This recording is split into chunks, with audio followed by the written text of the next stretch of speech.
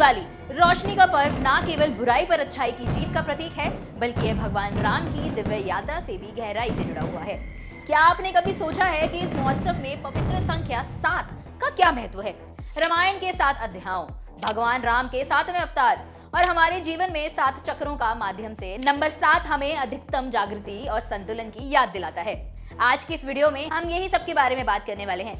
नमस्कार दोस्तों, मैं हूं मानसी और मैं लौट आई हूं एक और नई वीडियो के साथ, जहां पर आज हम बात करेंगे पवित्र नंबर 7 का भगवान राम के जीवन में इंपॉर्टेंस और नंबर 7 का अन्य इंपॉर्टेंस के बारे में। तो चलिए वीडियो को पूरा देख लेना, एंड तक देखना और पसंद आए तो वीडियो को लाइक भी जरूर कर देना और चैनल को सब्सक्राइब करना मत भूलना, क्योंकि ये आपके लिए बिल्कुल मुफ्त है। आध्यात्मिकता और धर्म में नंबर्स भी बहुत महत्वपूर्ण होते हैं। ऐसे ही 7 नंबर को सबसे पवित्र और रहस्यमय माना जाता है। सभी संस्कृतियों में इसे परफेक्शन, डिविनिटी और स्पिरिचुअल जागृति से जोड़ा गया है। अनुष्ठानों से लेकर दर्शन तक और यहाँ तक कि रामायण जैसी प्राचीन ग्रंथों में भी यह नंबर एक विशेष भूमिका निभाता है। लेकिन नंबर 7 इतना महत्वपूर्ण क्यों है? यह हिंदू धर्म में क्या दर्शाता है और यह रामायण में भगवान राम की महाकाव्य यात्रा को कैसे आकार देता है? आज हम नंबर 7 की डिवाइन सिग्निफिकेंस को एक्सप्लोर करने वाले हैं। हिंदू धर्म में इसकी स्पिरिचुअल और सिंबॉलिक उपस्थिति और रामायण के कालातीत महाकाव्य की गहराई में भी आज हम इसी वीडियो में उतरेंगे। तो वीडियो को एंड तक जरूर देखना और अपने दोस्तों के साथ भी इसे जरूर शेयर कर देना। आइए रामायण और भगवान राम के जीवन में नंबर 7 की क्या इंपॉर्टेंस है, ये जान लेते हैं। रामायण में नंबर 7 खुद को वेरियस सिंबॉलिक रिप्रेजेंटेशन से रिवील करता आया है, जो डिवाइन डिजाइन और स्पिरिचुअल डेप्थ दोनों को दर्शाता है। रामायण के 7 अध्याय, महर्षि वाल्मीकि ने रामायण की रचना 7 अध्यायों में की थी, जिनमें से प्रत्येक अध्याय में भगवान राम के जीवन का एक महत्वपूर्ण हिस्सा उजागर करता है। पहला है बालकांड। पहला अध्याय भगवान राम के दिव्य जन्म और बचपन का वर्णन करता है और उनके भविष्य के मिशन के लिए उन्हें मंच तैयार कर देता है। दूसरा है अयोध्या कांड। दूसरा अध्याय उन घटनाओं का वर्णन करता है जिनके कारण राम को अयोध्या से वनवास मिल गया था। फिर आता है अरण्य कांड। इस अध्याय में सीता और लक्ष्मण के साथ राम ने जंगल में बिताए गए समय को दर्शाया गया है, जो आध्यात्मिक वापसी और परीक्षणों के एक चरण को दर्शाता है। चौथा है किष्किंधा कांड। चौथा अध्याय सुग्रीव और हनुमान के नेतृत्व में वानर सेना के साथ राम के गठबंधन को वर्णन करता है। पांचवा है सुंदरकांड। इसमें हनुमान जी द्वारा माता की खोज को दर्शाया गया है। सुंदरकांड सीता को खोजने के लिए हनुमान की भक्ति और वीरतापूर्ण यात्रा का प्रकाश डालती है। युद्धकांड, यह छठा अध्याय राम और रावण के बीच के युद्ध को करव करता है। यह बुराई पर अच्छाई की जीत बताता है। उत्तराकांड, अंतिम अध्याय में युद्ध के परिणाम और राजा के रूप में राम के शासन, उनके दिव्य शासन और उनके सांसारिक जीवन की अंतिम घटनाओं का वर्णन करता है। रामायण के ये 7 अध्याय न केवल राम के जीवन की दिव्य यात्रा को दर्शाते हैं, बल्कि आध्यात्मिक जागृति, जिसे हम कहते हैं स्पिरिचुअल अवेकनिंग, के 7 चरणों यानी 7 स्टेजेस को भी दर्शाते हैं। आइए अब जानते हैं राम के नाम का अंक ज्योतिषी न्यूमरोलॉजी के हिसाब से नंबर 7 श्री राम के नाम में निहित है। अंक शास्त्र के अनुसार रा 2 के बराबर है और म 5 के बराबर है, जिसका योग 7 है। यह भगवान राम के व्यक्तित्व के पवित्र संबंध को दिव्य योजना के साथ मजबूत करता है। राम का जन्म और नंबर 7। भगवान राम का जन्म पूर्ण वसु नक्षत्र में हुआ था, जो चंद्र नक्षत्र कर्म में 7वें नक्षत्र में है। यह इस विश्वास के अनुरूप है कि उनका जन्म संतुलन और धार्मिकता यानी बैलेंस और राइटनेस को बहाल करने के लिए दिव्य रूप में आयोजित किया गया था। राम अवतार, विष्णु का 7वां अवतार। हिंदू धर्म में माना जाता है कि भगवान विष्णु ने धर्म और अधर्म का संतुलन बनाए रखने के लिए 10 अवतार लिए थे। भगवान राम का अवतार 7वां अवतार है और उन्हें नंबर 7 की पवित्र प्रकृति से जोड़ता है। अयोध्या और अंक 7। आज भगवान राम की जन्मस्थली अयोध्या उत्तर प्रदेश के फैजाबाद जिले में स्थित है, जो जिले में केंद्र के लगभग 7 किलोमीटर दूर है। पौराणिक कथा के अनुसार अयोध्या की स्थापना सृष्टि चक्र के 7वें मनु वैवस्वत मनु ने की थी। सप्तद्वीपा वसुंधरा, जिस धरती पर भगवान राम का जन्म हुआ था, उसे सप्तद्वीप वसुंधरा या 7 महाद्वीप का भूमिकड़ कहा जाता है। 7 महाद्वीपों का यह प्रतीक भगवान राम के मिशन की सार्वभौमिकता की ओर इशारा करता है।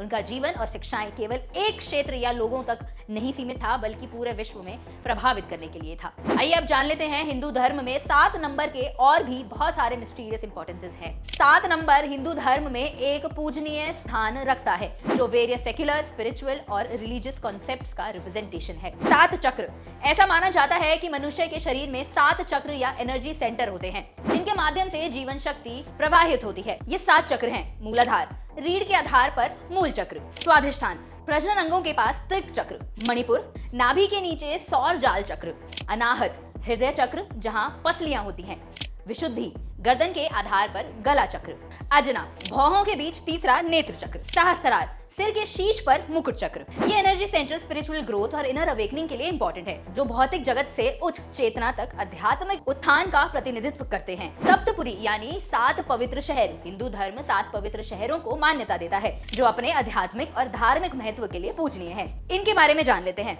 अयोध्या, मथुरा, काशी जिसे वाराणसी भी कहते हैं, कांची जिसे कांचीपुरम के नाम से जानते हैं, उज्जैन जो प्राचीन समय में अवंतिका के नाम से जाना जाता था, द्वारिका और हरिद्वार, ये सभी शहर तीर्थ स्थल हैं। माना जाता है कि ये ऐसे स्थान हैं जो दैवीय ऊर्जा का केंद्र हैं। सप्त समुद्र हिंदू कॉस्मोलॉजी के 7 समुद्र स्पिरिचुअल नॉलेज के विशाल विस्तार का प्रतिनिधित्व करते हैं। यह समुद्र हैं लवाना नमक सागर, इक्षु गन्ना रस सागर, सुरा शराब सागर, सर्पी पष्ट मक्खन सागर, दधी दही सागर, क्षीर दूध सागर, शुद्धोदक शुद्ध जल सागर। प्रत्येक समुद्र स्पिरिचुअल प्योरिटी और उत्कृष्टता की विभिन्न परतों का प्रतीक है। सप्त नदी यानी 7 पवित्र नदियां। हिंदू धर्म में जल को देवता के रूप में माना जाता है और 7 पवित्र नदियों के अपार आध्यात्मिक शक्ति है। यह नदियां हैं गंगा, यमुना, सरस्वती, गोदावरी, नर्मदा, सिंधु और कावेरी। ऐसा माना जाता है कि इन नदियों में स्नान करने से मनुष्य के सारे पाप धुल जाते हैं। सप्तलोक हिंदू कॉस्मोलॉजी में ब्रह्मांड को 14 दुनियाओं में विभाजित किया गया है, 7 ऊपर और 7 नीचे, जिनमें से ऊपरी 7 ये हैं: भूलोक, पृथ्वी, भुवरलोक, स्वर्गलोक, महरलोक, जनलोक, तपोलोक और सत्यलोक। प्रत्येक लोक अस्तित्व और आध्यात्मिक विकास के विभिन्न स्तरों का प्रतिनिधित्व करते हैं। सप्तऋषि यानी 7 ऋषि। सप्तऋषि वो 7 महान ऋषि हैं जो मानव जाति को वैदिक ज्ञान प्रदान करने के लिए जिम्मेदार है। 7 ऋषि ये हैं: अत्रि, वशिष्ठ, कश्यप, गौतम, भारद्वाज, विश्वामित्र और जनदग्नि। ऐसा कहा जाता है कि यह उर्सा मेजर तारामंडल के तारे हैं जो दिव्य ज्ञान का प्रतीक है। आध्यात्मिक से समकालीन की ओर बढ़ते हुए नंबर 7 ने आज भी अपना रहस्य बरकरार रखा है। नंबर 7 के महत्व का सबसे प्रतिष्ठित उदाहरण पूर्व भारतीय क्रिकेट कप्तान MS धोनी के जीवन और करियर में भी है। MS धोनी का जर्सी नंबर भी 7 ही है, जो दुनिया भर में नंबर 7 से ही उन्हें पहचाना जाता है, जिसे उन्होंने अपने शानदार क्रिकेट करियर के दौरान पहना था। दिलचस्प बात यह है कि धोनी का जन्म 7 जुलाई को हुआ था और उन्होंने अपनी जन्मतिथि दर्शाने के लिए सोच समझकर यह नंबर चुना था।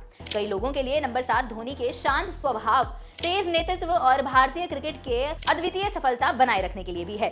फुटबॉल लेजेंड क्रिस्टियानो रोनाल्डो की जर्सी का नंबर भी 7 ही है।